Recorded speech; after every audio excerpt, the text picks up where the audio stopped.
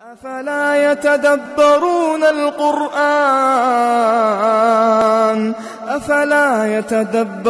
القرآن أم على قلوب أقفالها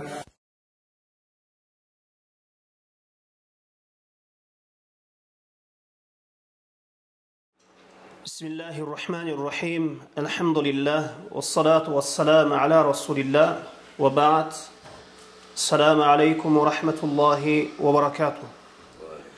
Урматтуу жамаат, урматтуу момун мусулман бир туугандар, Аллах Таала мына ушул жума намазга басып келген ар бир кадамдарыңыздарга бийик даражаларды жана көптөгөн жакшылыктарды жазган болсун.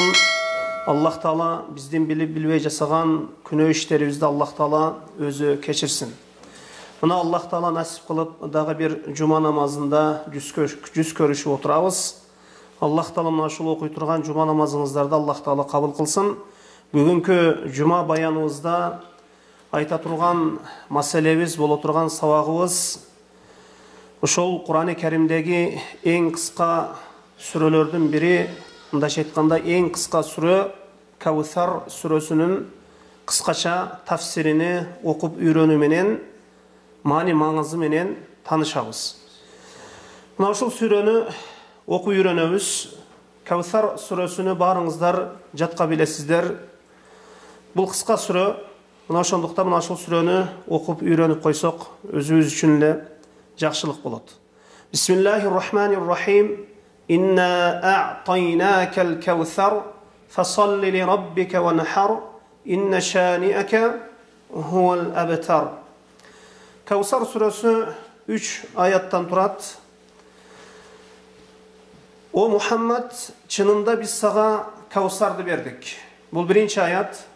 İkinci ayat, sen emi uşul jakşılıklar üçün şükür kılıp Rabbin üçün namaz oku, jana kurbanlık şal.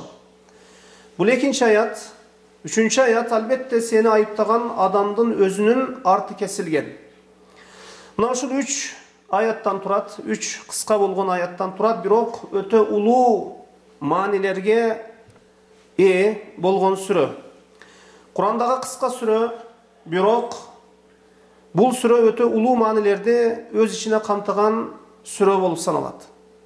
Bul süröde Peygamberimiz sallallahu aleyhi ve sellem'ge jana anın ümmetine berilgen nimet, jakşılıklardan kavarı berilgen. Anas radıyallahu anhudan rivayet kılıngan hadiste, uşul hadiste mınday dep aytılınat. Mınday aytılınat: "Bayna Rasulillah sallallahu aleyhi ve sellem zata yevmin bayna azhurina iz aghfa ighfa'atan thumma rafa'a ra'sahu mutebessimen." Biz kündördün birinde Peygamberimiz sallallahu aleyhi ve sellem menen birge oturgan elek. Mındayça aytkanda biz Peygamberimiz sallallahu aleyhi ve sellem bizdin arabızda ele. Peygamberimiz sallallahu aleyhi ve sellem bizdin arabızda ele. Peygamberimiz sallallahu aleyhi ve sellem menen birge oturgan elek. Anan azgana vakit Peygamberimiz sallallahu aleyhi ve sellem közü irmep uykuga ketdi. Uykuga ülgüröp ketdi. Keyin başın kötördü, külgön avaldı. Fakulna, biz ayttık: "Ma adhakaka ya Resulallah." O Allah'tan elçisi sizde emne nerse küldürdü dep biz soradık deydi sahabalar. Qala unzilat alayya anifan suratun faqara bismillahirrahmanirrahim. İnna a'taynakal kawthar fasalli li rabbika wanhar inna shani'aka huwal abtar. Oşonda Peygamberimiz sallallahu aleyhi ve sellem aytdı: "Maga biraz vakt murda bir süre düştü." Biraz vakt murda bir süre düştü. Keyin oşol süreni okudu. Bismillahirrahmanirrahim dep oşol Kavsar süresini okudu. Anan Peygamberimiz sallallahu aleyhi ve sellem Kavsar süresini okugandan keyin "Thumma qala atadruna mal Kavsar?" Kavsar emne ekenin bilesinger mi dep Peygamberimiz sallallahu aleyhi ve sellem soradı. "Faqulna Allahu ve rasuluhu a'lam." Faqulna Allahu ve rasuluhu a'lam. Biz Allah canın elçisi bilүүчү деп жооп бердик. قال فإنه نهر وعدنه ربي عز وجل عليه خير كثير. Maga فإنه نهر ошол Каусар деген bir дария dedi. Дария وعدنه Rabbim magan uada kıldı. Rabbim maga ошол дарияны maga uada kıldı. Мына ошол Каусарда өтө көп жакшылыктар бар деп айтты. Анан huwa khawdun taridu alayhi ummati yawm al-qiyamah. Мына ошол хавыз, ошол булак, мына ошол булактын алдына кыямат күнү үммөтүм келет дейт. Пайгамбарыбыз саллаллаху алейхи вассалам кыямат күнү үммөтүнү мына ошол Каусар дарыясынын жээгинде, Каусар дарыясынын алдында мына ошол жерде күтүп алат. Мына ошол Каусар дарыясынын жээгине идиштер коюлган экен. Ошол Каусар дарыясынан ичүү үчүн Каусар деген ошол хайрун касирун дегени ошол көп жакшылыктар деген, көп жакшылыктарды өз ичинде камтыган деген маанини билдирет өзү Каусар деген сөз. Аниятуху ададун нужум. Анын идиштеринин саны асмандагы жылдыздардын санын чекен. Ошол Каусар дарыясынан ошол суу алып, ошондон иче турган идиштердин саны асмандагы жылдыздардын санын чекен. Фаюхталажул абду минухум. Ошол хауздун алдына кыяматта үммөтүм келет дейт. Анан ошол пенделердин арасынан кээ-бир пенделер ошол хауздан айдалат дейт. Ошол хаузга карай чуркаган кезде ошол хауздан, ошол дарыяга жолотпой айдалат экен. Кээ-бир пенделер кууп жиберилет экен ошол жерден. Фаяқулу Рабби иннаху мин уммати фаяқул. Мен ошондо Раббиме айтамын дейт. Раббим бул пенделердин кээ-бири бул дарыяга жакындатылбай эмне үчүн айдалып жиберилди? Эмне үчүн бул менин үммөтүм куулуп жатат дейилгенде, пайгамбарыбыз саллаллаху алейхи вассалам мына ушундай айтканда, мына ушундай жооп келет экен. Фаяқулу ма тадри ма ахдасат ба'дак. Сен билбейсиң, сенден кийин булар эмне жаңылык, бидаат иш кылгандарын дейт. Бул бидаат иш кылгандарын дейт. Ошол динде жок нерсе, бул бидаат, жаңылык нерсе, ошол динге жаңылык киргизгендер. Динде жок нерсени жасагандар. Эми бул ушул сүрө тууралуу мына ушул хадис айтылынды. Эми мына ушул сүрөнүн ар бир аятына токтолуп өтөбүз. Инна а'тайнакал каусар. О Мухаммад, чынында биз сага Каусарды бердик. Жана айтканыбыздай эле Каусар бул көп жакшылык дегенди билдирет. Аллах Таала пайгамбарына бул дүйнөдө көп жакшылыктарды берген. Пайгамбарыбыз саллаллаху алейхи вассаламга берилген эң улуу жакшылыктардын бири бул пайгамбарлык жакшылыгы. Ал эми акыретте болсо беш жакшылыгы мына Каусар деп аталган дарыя, мына ушундай аталыштагы булакты сыйлык катары берет пайгамбарыбыз саллаллаху алейхи вассаламга. Каусар көп жакшылык дегендин билдирет. Жана айтканыбыздай эле, эми Аллах Тааланын берген жакшылыгы, адам баласына берген жакшылыгы чексиз. Адам баласына эң берилген чексиз жакшылыктардын бири бул эч бир нерсеге алмаштырылгыс жакшылык, бул Куран жакшылыгы жана сүннөт жакшылыгы. Аллахка ибадат кылуу бул жакшылык, жана Куран окуу жакшылык, орозо тутуу жакшылык, садака берүү жакшылык, Аллахка баш ийүү жакшылык. Эми мына ушул дүйнөдө Аллахтын берген бул пенделерине көптөгөн дүйнөлүк жана акыреттик жана шарияттык жакшылыктары чексиз. Эми Аллах Таала акыретте эми өзүнө баш ийип келген, пайгамбардын сүннөтүн бекем карманып келген пенделерине мына ушул Каусар дарыясыны берди. Мына ушул дарыяны даярдап койду. Каусар дарыясынын суусу мына хадистерде келет, балдан таттуу экен, сүттөн ак экен. Жана идиштери асмандагы жылдыздар санынча дейилинет. Эми ошол дарыядан бир култум суу ичсе, бул дарыядан ичкен адам эч качан чаңкабайт, суусабайт экен. Мына ошондуктан пайгамбарыбыз саллаллаху алейхи вассаламга жана үммөтүнө берилген эң улуу жакшылык мына ушул акыреттеги Каусар дарыясы, мындайча айтканда Каусар булагы, мына ушул үммөтү менен ошол жерде жолугуша турган, үммөтү менен ошол жерде ошол дарыянын суунан ичип рахаттана турган акырет жакшылыгы мына ушул сүрөдө айтылыптыр. Эми андан кийинки аят Фасалли ли раббика ванхар. Эми ушунчалык инсан баласына жакшылык берилгенден кийин, неимат берилгенден кийин, мына ушундай чексиз жакшылыктар берилгенден кийин инсан Раббиси үчүн намаз окуш керек экен, Раббиси үчүн курбандык кылуусу керек экен. Мына фасалли ли раббика ванхар, сен эми ушул жакшылыктар үчүн шүгүр кылып, Раббиң үчүн намаз оку жана курбандык чал дейт. Сенин бардык амалың Аллах үчүн болсун. Фасалли ли раббика ванхар. Раббиң үчүн намаз оку дейт. Бул деген ихлас. Ихлас кылып, ошол бардык ибадаттарын Аллах үчүн кылуусу бул таухид болот, бул ихлас болот. Эми фасалли ли раббика ванхар, намаз оку. Раббиң үчүн намаз оку. Рүкү, сажданы Раббиң үчүн кылгын. Курбандыкты дагы Аллах үчүн сойгун. Курбандыгыңды дагы Аллах үчүн арнагын. Эми бардык ибадат түрлөрүнүн баарысын Аллахка гана арна деген. Намаз бул эң негизги ибадат. Эми бул намаз денеге байланыштуу ибадат, ал эми курбандык мал мүлккө байланыштуу ибадат болуп саналат. Эми пайгамбарыбыз саллаллаху алейхи вассалам намаз бул көзүмдүн кареги деген.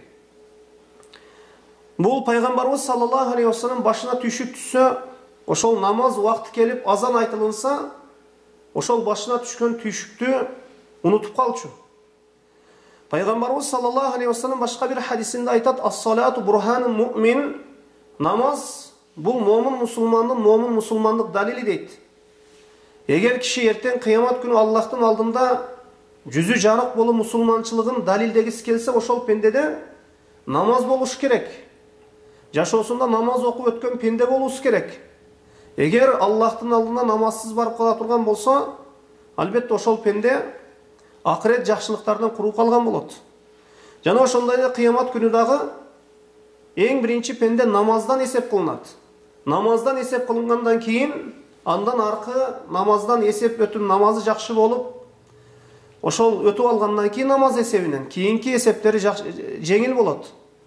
Мына ошондуктан Аллах Таала баарыбызды намазга бекем пенделерден кылсын. Эми фасалли ли раббика ванхар, биз намазды Аллах үчүн окуйбуз. Же бир жашыбыз өтүп калгандык үчүн эмес, эми жаш өтүп калды, эми мешитке барыш керек деген үчүн максатта эмес, же адамдар үчүн эмес.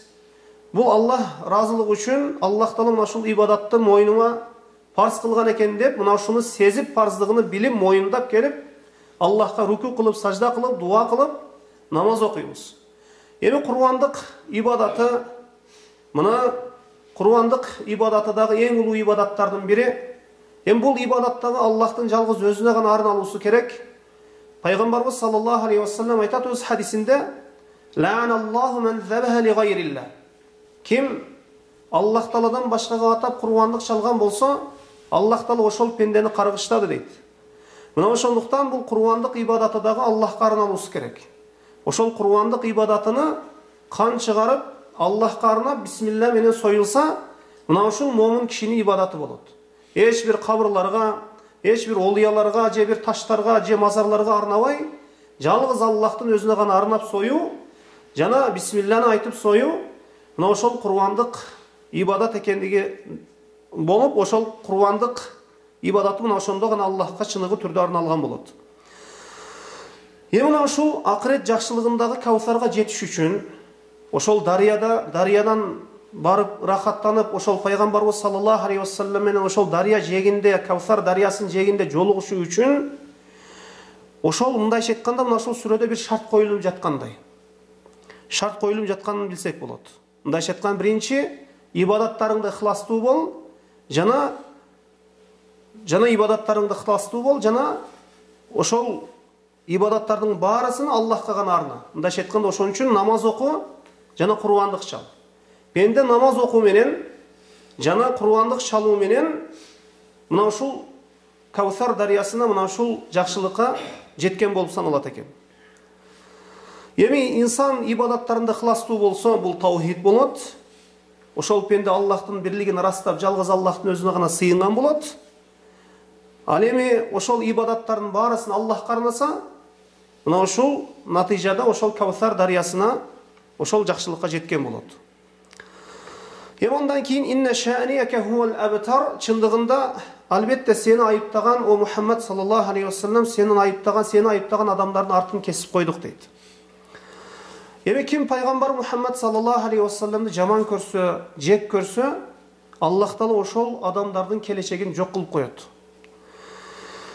Мындайча айтканда, ким пайгамбарыбыз саллаллаху алейхи вассаламдын сүннөтүн жек көрсө, жолун жек көрсө, ошол инсандын келечеги жок. Мына ошондуктан мунафыктар, капырлар пайгамбарыбыз саллаллаху алейхи вассаламдын бир убакытта бир Ибрахим деген баласы аламдан өткөн кезде, Мухаммадтын ошол арты кесилди, мындан туяк калбайт деген мына ушундай сөздү таратышкан. Мына ошондо ошол Абу Жахилдерди, Абу Лахаб, мына ушундай чоң капырлардын Аллах Таала артын кесип койду, алардан бир туяк калбады. Пайгамбарыбыз саллаллаху алейхи вассаламдын артынан мына миллиардтаган үммөтү бар, күн сайын айрыкча жума күнү пайгамбарыбыз саллаллаху алейхи вассаламдын сүннөтү менен жашашып, Аллахумма салли ва саллим аля набийина Мухаммад деп пайгамбарыбыз саллаллаху алейхи вассаламга көптөгөн салаваттарды айта турган үммөтүн калтырып койду. Мына ошондуктан Аллах Таала мына ушул шариятка каршы чыккан, сүннөтү бекем кармабай, мына ушул сүннөтү таштап салып, пайгамбарыбыз саллаллаху алейхи вассаламдын сүннөтүн жек көргөн адамдардын ошол артыны кесип коет. Мындайча айтканда, ошол инсандардын келечеги болбойт. Мына ошондуктан эртеңки күн барыбыз бул жашоодо убактылуубуз, эртеңки күн баары бир Аллахтын алдына кайтабыз. Эгер өзүбүздөн кийин балдарыбызга, эли жерибизге көптөгөн жакшылыктарды калтырайлы десек, анда мондой балдарыбызга, өзүбүздүн үй бүлөбүзгө Кур'ан сүннөттүн талим тарбиясын берүүбүз керек. Мына ошондо гана артыбыздан көптөгөн жакшылыктар калып, мына ошондо элибиздин дагы, динибиздин дагы келечеги болот. Эгерде мындай кылбасак, анда динсиз, ыймансыз келечек болбойт. Мына ошол нерсени эч качан унутпайлы. Жана ошондой эле кыяматка чейин мына ушул динге чакырган, Кур'ан сүннөткө чакырган Аллах Таала үммөттү чыгара берет. Аллах Таала мына ошолордун катарынан кылган болсун барыбызды. Эми сөздүн акырында Анас радиаллаху анху айтат: "Лaqad taraktu ajaiza bil Madina yakthuruna an yas'alallah an yuridahu hawdan nabiy hawda Muhammadin sallallahu aleyhi ve sellem."